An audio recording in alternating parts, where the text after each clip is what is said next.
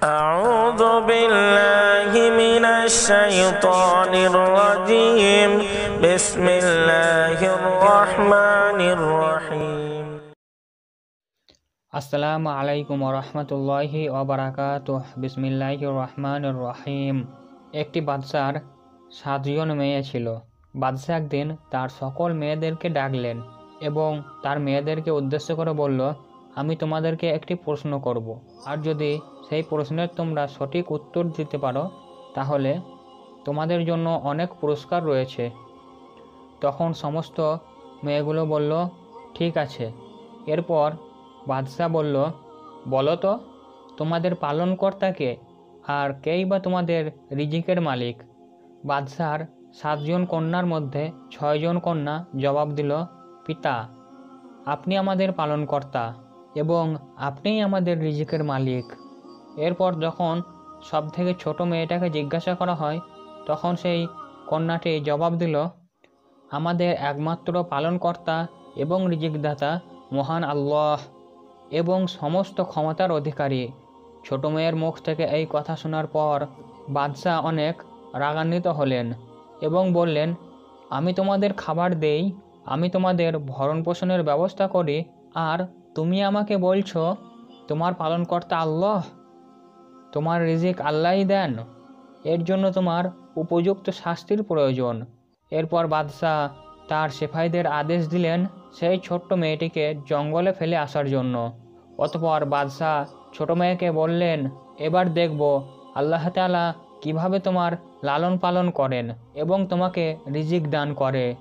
সিপাহীরা মেয়েটাকে নিয়ে ঘন জঙ্গলে ফেলে আসলো। দুপুর থেকে সন্ধ্যা ঘনিয়ে এসেছে। তখন মেয়েটি ভাবলো কিছু কাঠ জোগাড় করে আগুন জ্বালাবে এবং রাত্রি যাপন করবে। তারপর মেয়েটি শুকনো গাছের ডাল এবং পাতা খুঁজতে আরম্ভ করলো এবং সেই সব সামগ্রীর সন্ধান করতে করতে একটি ছোট্ট কুঠির সামনে এসে পৌঁছালো। সেই কুঠিটি দেখে মেয়েটি খুবই অবাক হয়ে যায়, কেননা এত ঘন জঙ্গলে কে বসবাস করবে। তখনই মেয়েটি লক্ষ্য করলো সেই কুঁড়ে ঘরের বাইরে একটি ছাগল বাঁধা ছিল এবং ভেতর থেকে একটি লোক খুসখুস করে কাশি দিচ্ছিল। মেয়েটি এবার কিছুটা ভয়ে ভয়ে সেই কুঁড়ে ঘরে ঢুকলো এবং দেখলো একজন বৃদ্ধ লোক পানির জন্য হাহাকার করছে। বৃদ্ধ লোকটিকে দেখে রাজকুমারী তাড়াতাড়ি তার জন্য পানির ব্যবস্থা করে দেয় এবং সেই লোকটি প্রাণে বেঁচে যায়। পানি পান করার পর সেই লোকটি বলল, তুমি এই জঙ্গলে কি করছো? রাজকুমারী তার সঙ্গে ঘটে যাওয়া সমস্ত ঘটনা সেই লোকটিকে জানালেন এবং লোকটি এরপর বললেন, আমি একজন দিনমজুর। কাল সকালে আমি 7 দিনের জন্য কাজের উদ্দেশ্যে শহরে যাব। চাইলে তুমি আমার ঘরে থাকতে পারো যতদিন তোমার মন চায়, এবং এখানে খাওয়া দাওয়ার সমস্ত সামগ্রী রয়েছে। পরের দিন সকালে বৃদ্ধ যখন তার ঘর ছেড়ে কাজের উদ্দেশ্যে চলে যায়, তখন রাজকুমারী সেই কুঁড়ে ঘর গুছিয়ে রাখলো এবং সন্ধ্যা নামার আগে ছাগলের দুগ্ধ দহন করলো। অর্ধেক নিজে পান করলো এবং বাকি অর্ধেক বাইরে একটি বাটির মধ্যে রেখে দিল, যেন কোনো ক্ষুধার্ত জীবজন্তু সেটি খেতে পারে। পরের দিন সকালে সে উঠে দেখলো বাটিটা পুরোপুরি খালি এবং বাটিটির সামনে একটি অমূল্য রতন পড়ে আছে। তখন হঠাৎ রাজকুমারীর মনে পড়ল, কোনো সাপ যদি খুশি হয় তখন এই অমূল্য রতন রেখে যায়। তখন মেয়েটি মনে করল কোনো সাপ খুশি হয়ে তাকে এটি দিয়েছে, আর এই রত্নের মূল্য সব রত্নের চেয়ে অনেক গুণ বেশি। এরপর মেয়েটি সেই রত্নটি সযত্নে রেখে দেয়। পরের দিনেও সেই একই ঘটনা ঘটল, আর এমন করে মেয়েটি 7 দিনে 7টি রত্নের মালিক হয়ে যায়। বৃদ্ধ লোকটি শহর থেকে আসার পর মেয়েটি তাকে ওই 7টি রত্নের মধ্য থেকে 3টি রত্ন দিয়ে বলল, বাজারে এইগুলি বিক্রি করে আসুন। বৃদ্ধ লোকটিও মেয়েটির কথা মতো 3টি রত্ন বিক্রি করলো এবং সেই টাকা দিয়ে মেয়েটি একটি কাঠের কারখানা তৈরি করলো। তার কিছুদিন পর একটি রাজমহল বানালো আর 4টি রত্ন দিয়ে গলার মালা বানিয়ে রাখলো। মেয়েটি ধীরে ধীরে অনেক খ্যাতিমান হয়ে যায়। আর কোনো একদিন এই খবর সেই মেয়েটির বাবা অর্থাৎ বাদশার কানে পৌঁছে যায়, কিন্তু সেই বাদশা তো জানে না এই মেয়েটি তার ছোট রাজকুমারী। বাদশাহ মেয়েটির সঙ্গে দেখা করতে চাইলেন, কিন্তু মেয়েটি বলল, আমি এক শর্তে দেখা করতে পারি, আর সেটা হলো তার সমস্ত মেয়েদেরকে নিয়ে আমার সঙ্গে দেখা করতে আসতে হবে। মেয়েটির প্রস্তাবে বাদশাহ রাজি হয়ে গেলেন এবং তার মেয়েদেরকে নিয়ে রাজকুমারীর সঙ্গে দেখা করতে গেলেন। কিন্তু মেয়েটি মুখ ঢাকা অবস্থায় সবার সঙ্গে আলাপ করলেন।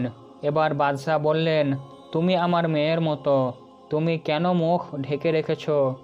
এরপর মেয়েটা বলল, আচ্ছা আপনারা বসুন, আমি কিছুক্ষণের মধ্যেই তৈরি হয়ে আসছি। মেয়েটির এই কথা শুনে 6 মেয়েরা গোপনে আলাপ করতে লাগলো। আর কত তৈরি হবে, এমনিতেই তো অনেক সাজগোজ করে আছে। এরপর বাদশাহ দেখলেন একটি মেয়ে খুবই সাধারণ পোশাক পরিধান করে তাদের সামনে এসেছে। মেয়েটির পোশাক দেখে বাদশাহ হতভম্ব হয়ে গেলেন, আর তাই খুব ভালো করে দেখার পর চিনতে পারলেন যে এই মেয়েটি তার সেই ছোট মেয়ে, যাকে তিনি তার রাজমহল থেকে বের করে দিয়েছেন। বাদশাহ মেয়েটিকে দেখে সাথে সাথে কান্নায় ভেঙে পড়লেন এবং বললেন, আমি তোমাকে খোঁজার জন্য রাতে সিপাহী পাঠিয়েছিলাম, কিন্তু তোমাকে পাইনি। তাই আমি ভেবেছিলাম হয়তো জঙ্গলের কোনো হিংস্র জন্তু তোমায় নিয়ে গেছে।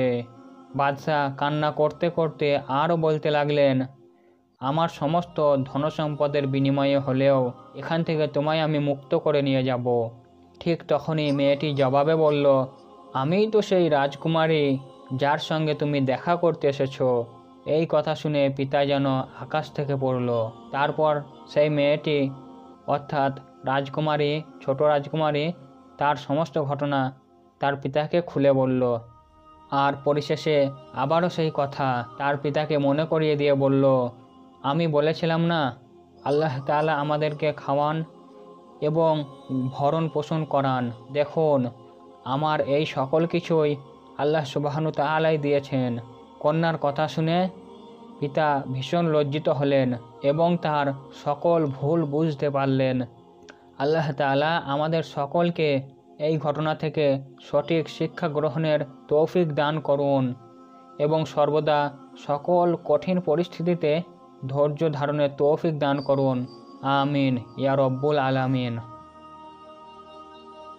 আপনাদের উদ্দেশ্যে একটি কথা বলবো, আমার যত চ্যানেল আছে, হিন্দি, বাংলা, যত চ্যানেল আছে, সব চ্যানেলের প্রত্যেকটি ভিডিও কপিরাইট ফ্রি।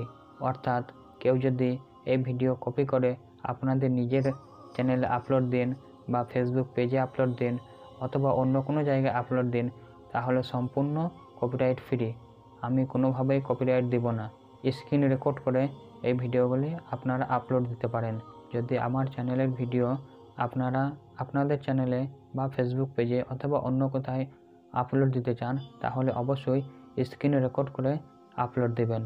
আর সবশেষে একটি কথা বলবো, আমার চ্যানেলে যদি আপনি নতুন হয়ে থাকেন তাহলে চ্যানেলটি অবশ্যই সাবস্ক্রাইব করে দেবেন এবং ভিডিওটিতে একটি লাইক দিয়ে দেবেন এবং ভিডিওটি শেয়ার করে আপনার বন্ধুবান্ধব, আত্মীয় স্বজনদেরকে দেখার সুযোগ করে দেবেন।